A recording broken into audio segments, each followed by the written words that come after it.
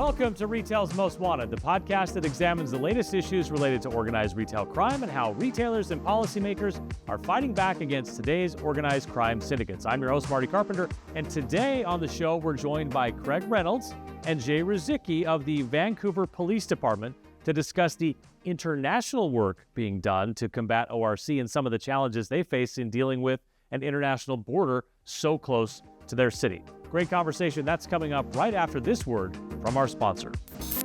Retail's Most Wanted is brought to you in partnership with LVT, securing physical environments through intelligent automation. Learn more at lvt.com. That's lvt.com. Well, I guess we'll start by saying welcome to the United States. Welcome south of the border. We're happy to have you. Welcome to Salt Lake City. Hopefully, the weather here has probably been a little bit similar to what you're accustomed to in BC, and glad to have you here. So let's talk here because we've never actually had, I don't think, anyone from outside of the United States on the show before, and we've talked to people from all across the United States. So we may have just some fundamental things that we need to straighten out when we say difference between American laws and Canadian laws. But I wonder, let's start here. How bad of a problem is organized retail crime in Canada, or more specifically in British Columbia? What kind of challenges are you facing? I'd say we kind of follow the trends of the U.S. 2021, we started to see a rise in weapons and used in retail crime. It was about a 260% increase. And it's very similar. You know, I worked with police agencies all across Canada, and everyone's saying the same thing. It's this increase. We've moved from shoplifting, where people are going in stealing for food, and now people are coming in with laundry lists from fences to go and get, this type of clothing or these types of tools. And we talk with police agencies in the U.S., and all of us are seeing the same problem. It's just in Canada we have different laws, and how we deal with it is often different than the way authorities in the U.S. are now dealing with it. Tell us a little bit about those differences, because we've seen, for example, California had what was, I think, across the board accepted as like insane policy to allow people to steal up to a certain dollar amount, a fairly high dollar amount, almost $1,000. And then that got so bad that they changed the law back, and now they're maybe having a little more success in combating it. I wonder what kind of differences you have. Yeah, for us in Canada, we don't have the felonies. We have different. So for theft, our limit is we have two: theft under $5,000 and theft over $5,000. That's our limit right there. So that's what we work with. The other challenge is in Canada, our criminal code is controlled by the federal government. So in the U.S., speaking to members in California, Oregon, Michigan, they all say, in our state, we developed these laws. For us to develop laws, we have to do it nationally and across Canada. A much bigger lift. Which is a lot harder, because we have to get all the provinces on board. So it's a lot more challenging in terms of laws. And the dollar amounts is, $5,000 is a lot of product that you can take in one go. How much of that has changed? Like, obviously, it's a totally different governing system, a parliamentary system. And if you have a change in prime minister, how quickly does that change, or does it have to still go through sort of a legislative process like it does here in the United States? It truly does have to go through a legislative process, and really there has to be a political appetite across the country almost to make a change like that. It certainly doesn't happen quickly, and you find that it doesn't happen within the term of one single government even. So yeah, it is something difficult to change for sure. Yeah. Do you see that the problems are concentrated in the larger cities like in British Columbia and Vancouver, as opposed to more of the suburban areas, or even out into the more rural areas beyond the suburban areas? I would say it's everywhere. Large cities, smaller cities, they're all going to deal with retail crime. It's just the size of it. I know in Vancouver we deal with a lot, but we have surrounding cities that are also quite large in population. They're seeing the same people that come from Vancouver. They take this train and they go into Richmond, or they go into Surrey or Burnaby. They go into the neighboring cities and commit crime there as well. So it's transient. We have,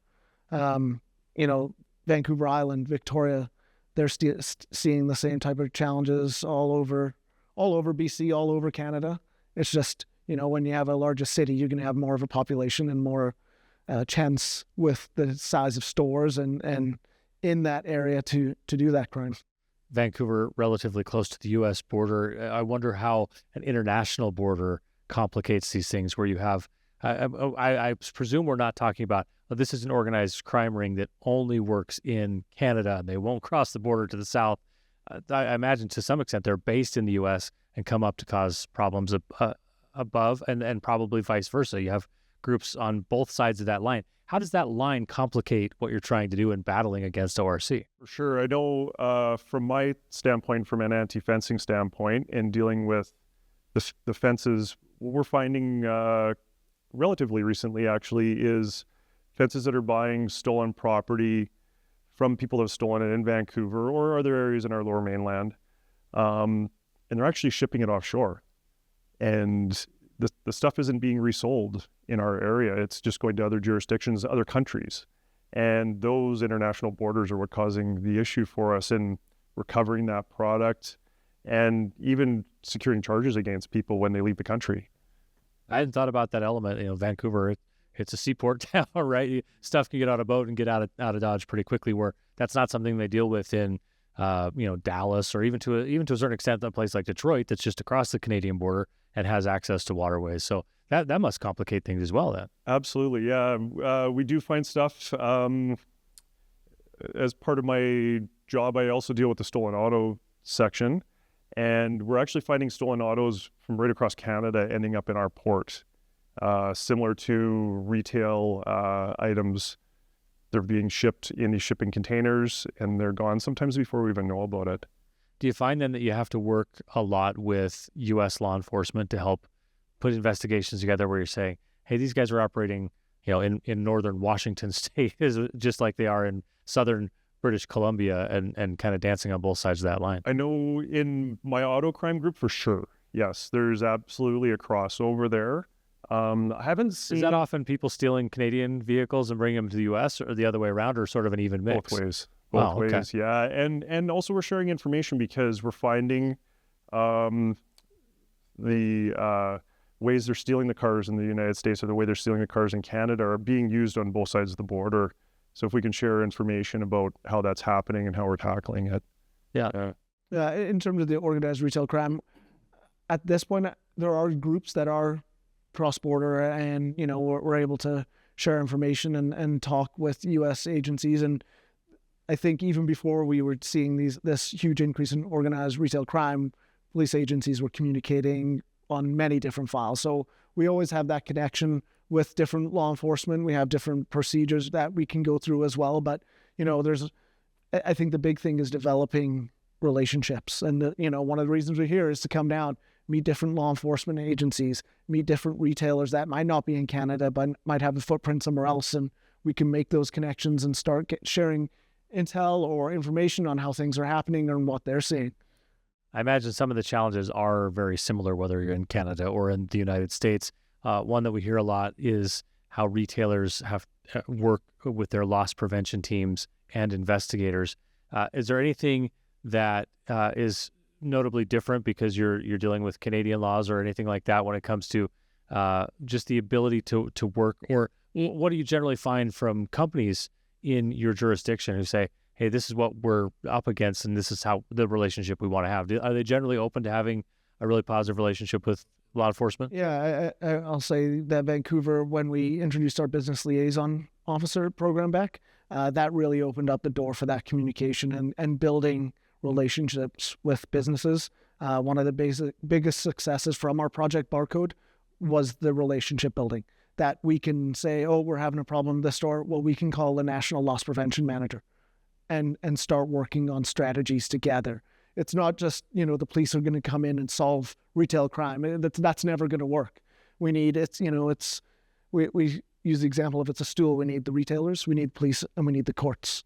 So everyone's working together. The retailers are great. I know I can pick up the phone and contact most of the major retailers in Canada, or at least get a contact for one and start communicating what we need. And then often they'll get on it and get what we need. I think the big thing for us is technology. Would be the difference between us and for sure. Tell me about how technology plays in. Yeah, well, relatively recently in Vancouver, we've moved to an electronic disclosure system. So when we write a report to Crown Counsel or write a report for charges and put forward for prosecution, it all gets sent electronically over. It's interesting. We had a discussion at the town hall earlier about video, and that's actually a problem for us. All these different types of video systems that retailers have, who can view it, how do we view it, and then how do we change it into a format so our prosecutors can view it and not have issues with it, especially in court or pre-court. Huge problem for us. But I think we're finding, as we kind of mentioned, in Canada, I think we're finding that what happens in the States trickles its way towards us. So it often happens here first, and then the trend continues and it just moves north. So having a town hall like this actually really helps us because we can see how things have been dealt with here, what we need to do technology-wise also, so we can get ahead of it for ourselves. Yeah. Craig, you mentioned Project Barcode. I wonder if you could tell us a little bit more about what that is. So it's an operational-based project. So we run for 16 days. We do it throughout the year. We normally coordinate it with police agencies across Canada. We dedicate probably around 30 members, and they go out, and their job is they have direct communication with asset protection, loss prevention officers, and when the LPOs see something, they're communicating with us, and our members are coming in, and they're doing the arrest. So the big thing for that project is we are targeting violent shoplifters and chronic offenders. So as we said earlier, there was an increase in the violence and the weapons. So now we're coming in and we're doing the arrests. We're the one stopping the violence. It was the violence against the loss prevention managers. Well, most people don't want to come in and cause violence against the police, and we have the better tools to deal with it. So that's part of it. And then we collect all that information. We run. It is the biggest project in Canada, I will say, talking to other agencies for the length and the amount of members devoted. We take all that information that we get from the project, and then we forward it over to our anti-fencing unit, or even during the project, we're in constant communication with them, trying to get the fences, because that's really where we need to go after. One of the things we found in Vancouver, and we're not sure if it's the same around in other larger cities, but we have a large population that is dealing with being unhoused, mental health challenges, and substance abuse addiction. So a lot of the fencers are going to them in the specific area and giving them the laundry list of things to do, and then they're paying them pennies on a dollar. Creating jobs. Creating jobs, but they give them pennies on a dollar. It's not always a good thing to create a job, it sounds like. Sometimes they're paying them in drugs. Yeah. So Barcode, it definitely comes in. We've talked to retailers that when we do the project, they see a sharp decrease in retail crime for a set period of time, and then we start it up again, and then we keep doing it.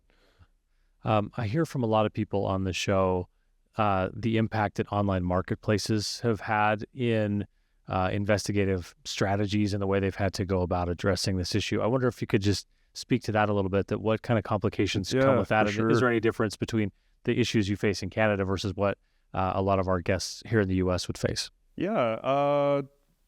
Well, some of the issues we have for sure with this, we have a communication issue sometimes with those actual platforms. We find sometimes we reach out for some assistance or some orders, and it takes a long time to get some information back. Some of the other problems we see, obviously, you see these items for sale in these marketplaces, but looking at them just online, it's great, but which ones are stolen? Where are they stolen from? And how do we get to them? For sure. But excellent information. It's obviously, we take the information that we can get from those marketplaces and work with that for sure. Yeah. I want to just wrap up on this question, give you sort of a crystal ball, or make some predictions for me, right? Tell me where do you see that we are 3, 5, 10 years down the road when it comes to combating organized retail crime? Is the technology going to continue to evolve in a way that lets the good guys get ahead of the bad guys? Are we always chasing on this, or where do you think we'll be in 5 or 10 years? I think the big one and one that we're trying to push and hopefully it'll catch on, and it's not shoplifting anymore. I think that's the big, push right now, and hopefully it'll continue. It's not the person going into the store who's stealing. Is that a matter of public awareness, helping them understand I think it's that? public awareness. I think it's just, everyone it's the messaging, when you talk to media, it's always shoplifting. Well, when you think shoplifting, you think of the kid who's stealing takes a candy bar. Yeah. It's not the guy who's coming into a store and stealing 17 jackets that they're going to go sell online and make a huge profit. I think so that, in the next couple of years, I'm hoping that message kind of gets pushed, that it's, it is a serious crime. It's tied into everything. It's tied into drugs. It's tied into organized crime. It's tied into auto theft. It's tied into human trafficking. Trafficking. So it's bringing it more out into the public, and, also helping the retailers and the store staff that, they shouldn't have to face violence on a daily basis. And then to do that is through technology, I think. Yeah. Jay, where do you think we are in 5 years? Yeah, you know what? I think the technology on our side is going to keep developing. I think, we're just going to get better and better at tackling this stuff, and hopefully we can get to it quicker. I echo what Craig says, this isn't shoplifting anymore. It's tied into everything. It affects us all. It makes life more expensive for everybody, really. It's not just about the retailer. It's about all of us. And the quicker we can get ahead of it, the better, for sure. And I think we will get there. I think we'll get to a point where we're half a step behind instead of 2-3 steps behind, for sure. Yeah.